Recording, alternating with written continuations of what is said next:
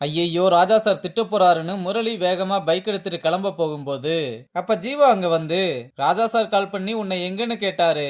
நான் தான் லலிதா கூட ஆபீஸ்ல பேசிக்கிட்டு இருக்கான்னு சொன்னேன்னு சொல்ல. ஏன்டா அப்படி சொன்ன, வேற எதையாவது சொல்லியிருக்கலாம்ல. சரி அதுக்கு அவர் என்ன சொன்னாருன்னு கேட்க, எதுவுமே சொல்லலடா, காலை கட் பண்ணிட்டாரு. சரி நீ அவர்கிட்ட பேசிட்டு வா, நான் டீ கடையில வெயிட் பண்றேன்னு சொல்லிட்டு கிளம்புறான். முரளியும் மொபைல் எடுத்து பார்க்க அதுல ராஜா 8 தடவை கால் பண்ணியிருக்கான்.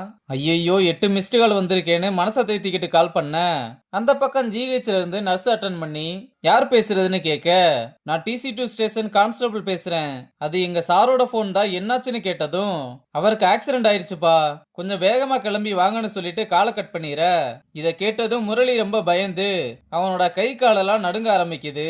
அப்ப லலிதா வந்து என்னடா ஏதோ அவசர வேலைன்னு சொன்ன, இன்னும் போகாம இங்க என்ன பண்றேன்னு கேட்க அவகிட்ட நடந்த விஷயத்த சொன்னதும் அப்ப வண்டி எடுறா போகலாம்னு வேகமா கிளம்பி ஜிஹெச்சுக்கு வந்து டாக்டர் கிட்ட இப்ப எப்படி இருக்காருன்னு கேட்க, அவர் போட்டிருந்த ஹெல்மெட் தான் அவரை சேவ் பண்ணிருக்கு, பெருசா இன்ஜுரி எல்லாம் எதுவும் இல்ல, கை கால்ல மட்டும்தான் சின்ன சின்ன பிராக்சர் ஆயிருக்கு, 2-3 நாள் ரெஸ்ட் எடுத்தா சரியாயிரும்னு சொல்றாரு.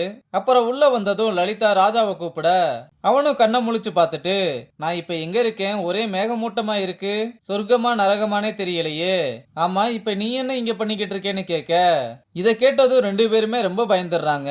அப்புறம் சிரிச்சுக்கிட்டே அப்படியெல்லாம் சொல்லுவேன்னு நினைச்சீங்களா, சும்மா விளாட்டுக்கு சொன்னேன்னு சொல்ல, சார் நீங்களே இவ்வளவு தைரியமா இருக்கீங்க, உங்க சிசிய பிள்ளைய பாருங்க பயந்து நடுங்கிக்கிட்டு இருக்கான்னு சொல்ல, அவன் சும்மா நடிச்சுக்கிட்டு இருக்கான், அதெல்லாம் நம்பிராதுன்னு சொல்றான்.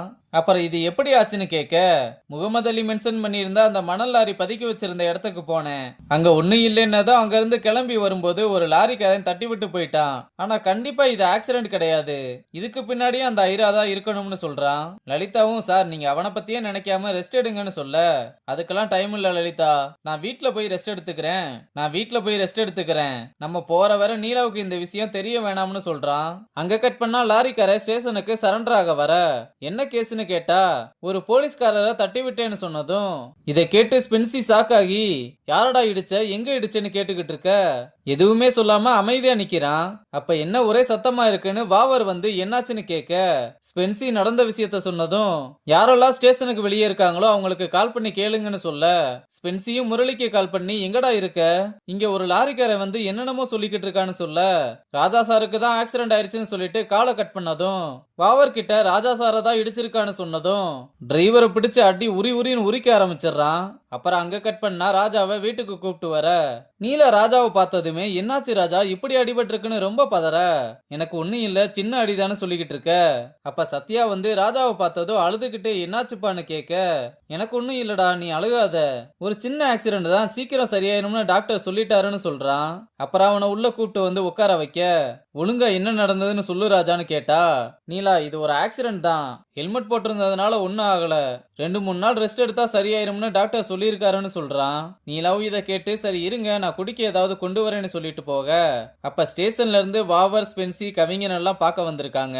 அவங்கள பார்த்ததுமே என்ன எல்லாருமே இங்க வந்திருக்கீங்க, ஸ்டேஷன்ல இப்ப யாரு இருக்கான்னு கேட்க, சார் அதெல்லாம் ஜீவா பாத்துக்குவான்னு சொன்னதும் சரியா போச்சு, நல்ல ஆளை விட்டுட்டு வந்திருக்கீங்க, நீங்க திரும்பி போகும்போது ஸ்டேஷனை யாரோ திருடிட்டாங்கன்னு உங்ககிட்டயே கம்ப்ளைண்ட் பண்ண போறான்னு சொல்ல, இவ்வளவு நடந்தும் எப்படி சார் எல்லாத்தையுமே சாதாரணமா எடுத்துக்கிறீங்கன்னு கேட்டா, அதுக்கு ராஜாவும் வாழ்க்கையில இந்த மாதிரி அடியெல்லாம் வாங்கணும், அடி வாங்காம இருந்தாலும் போர் அடிக்கும், அதுக்குன்னு அடி வாங்குறதையே வாழ்க்கையா வச்சுக்கிட்டாலும் நல்லா இருக்காதுன்னு சொல்றான்.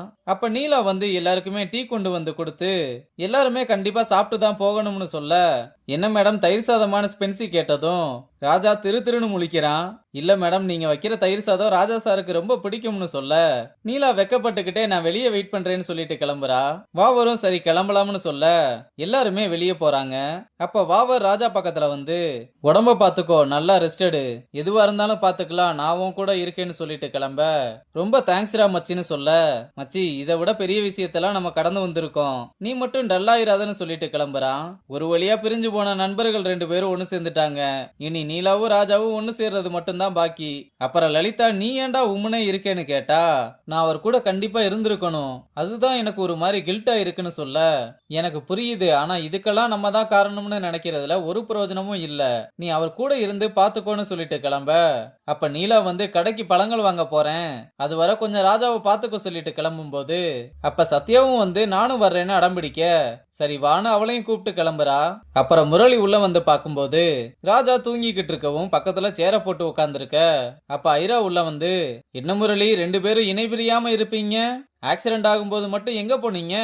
அது சரி, உங்களுக்கு தான் ஏதாவது முக்கியமான வேலை இருந்திருக்குமேன்னு சொல்லிட்டு ராஜாவுக்கு புக்கே பழங்கள் எல்லாம் கொடுத்து, ஒரு டொக்கு ஸ்டேஷனு ஒரு டொக்கு எஸ்ஐ பொசிஷனை வச்சுக்கிட்டு என்ன ஆட்டம் போடுறீங்க, நான் தான் பெருசுன்னு நினைச்சு பண்ணிக்கிட்டு இருக்கதெல்லாம் மாத்திக்கோங்க, இல்லனா பூங்கொத்தை கொண்டு வந்தவன் நாளைக்கு மலர் வளையத்தை கொண்டு வர மாதிரி ஆயிரும்னு சொல்லிட்டு எம்எல்ஏ ஐராவதனுக்கு சல்யூட் அடிக்க வேகமா கிளம்பி வாங்கன்னு சொல்லிட்டு கிளம்ப, ஒரு டொக்கு ஸ்டேஷன்ல உள்ள ஒரு டொக்கு எஸ்ஐய பாக்குறதுக்கு ஐராவதனே வர்றாருன்னா அக்கறையா இல்ல பாசமா?